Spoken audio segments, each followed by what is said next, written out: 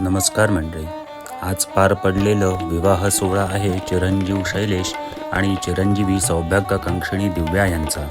संध्याकाळी साधारण 4 वाजता शैलेश आणि दिव्या हॉलवर आले. दिव्याने आल्या आल्या मेकअप करायला घेतला. इकडे भटजींनी पुण्यावाचनाची तयारी करायला घेतली. मेकअप आवरून दिव्या पुण्यावाचनाला येऊन बसली. सुहासिनींनी तिला मुंडावळ्या बांधून घेतल्या. सगळ्यात आधी सुहासिनींनी सर्वांचे औक्षण करून घेतले. भटजींनी गावच्या देवांना गाराणे करून पुण्यावाचनाला सुरुवात केली. त्यानंतर भटजींनी कूळ ठेवून घेतले आणि मानकऱ्यांनी घरचा अहेर करून घेतला. त्यानंतर 5 सुहासिनींनी दिव्याचे घाणे भरून घेतले आणि लगेच दिव्याला हळद लावून घेतली. त्यानंतर दिव्या नीम सांडायला गेली. निमाची आंघोळ करून दिव्या माळेचा मेकअप करायला गेली.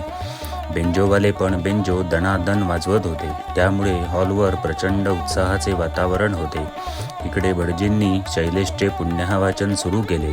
सुहासिनींनी सर्वांचे औक्षण करून यजमानांची गाठ मारली आणि पुण्यावाचनाला सुरुवात झाली.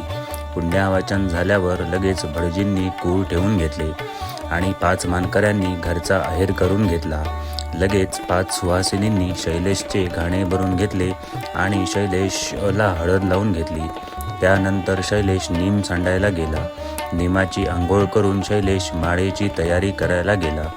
तयार होऊन शैलेश जानवशाला येऊन बसला.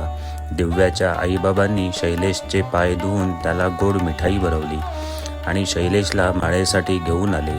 इकडे दिव्या मुंडावळ्या आणि बाशिंग बांधून माळेसाठी तयार होत होती. इकडे शैलेश माळेसाठी उभा राहिला. 2 मंगलाष्टक होताच दिव्या पण माळेसाठी आली आणि मग तो खास क्षण आला.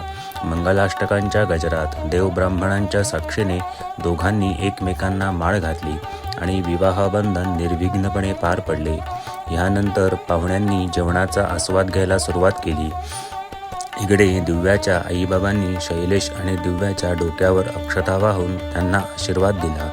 त्यानंतर लगेच त्यांनी कन्यादान करत भटजींनी वेळ न काढता लगेच सूत्रवेष्टन करून घेतले. त्यानंतर दोघांनी एकमेकांना कंकणे बांधून घेतली. त्यानंतर मंगळसूत्राचे विधिवत पूजन करून शैलेशने दिव्याला पवित्र असे मंगळसूत्र घातले. त्यानंतर विवाह होम संपन्न झाला. दिव्याच्या भावाने शैलेशचा कान करकचून पिळून घेतला. त्यानंतर दोघांनी सप्तपदी पूर्ण केल्या. त्यानंतर नाव बदलून शैलेशने दिव्याच्या कानात नवीन नाव सांगितले. यानंतर नवदाम्पत्याने भटजींचा आशीर्वाद घेतला. त्यानंतर ह्या सोनेरी क्षणांना दोघे कॅमेऱ्यात कैद करत राहिले. त्यानंतर दोघे रिसेप्शनला उभे राहिले. ग्रुप फोटो आणि अहेर घेत दोघांनी हे क्षण साजरे केले. रिसेप्शन झाल्यावर शैलेश आणि दिव्या जेवायला गेले. एकमेकांना गुलाबजामचा घास भरवत दोघांनी जेवणाला सुरुवात केली. जेवण झाल्यावर दोघे आनंदाने घरी जायला निघाले. तर असा हा विवाह सोहळा सर्वांच्या मनात आनंदाच्या आठवणी सोडून गेला. शैलेश आणि दिव्याला लग्नाच्या मनःपूर्वक शुभेच्छा. तुम्हालाही असंच झोकात लग्न करायचं असेल तर आजच आम्हाला संपर्क करा. गुरुप्रसाद मंगल कार्यालय, कणकवली, बानकरवाडी. फोन नंबर आहे 94 21 90 47 70. धन्यवाद.